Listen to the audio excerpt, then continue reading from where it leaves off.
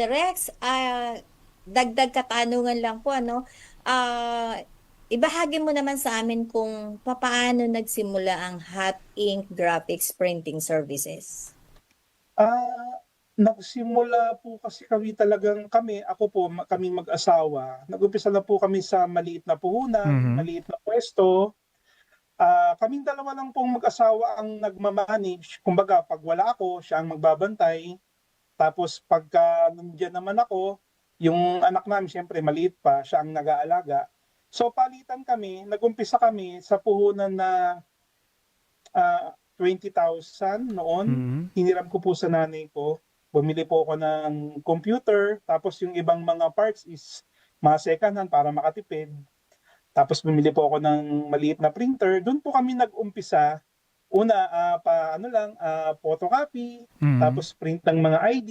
Doon po Wow. kami nag-umpisa. Hanggang awa ng Diyos, lumago, maraming nakilalang mga tao, Mhm. nagkaroon ng mga opportunity, doon po siya nag-umpisa.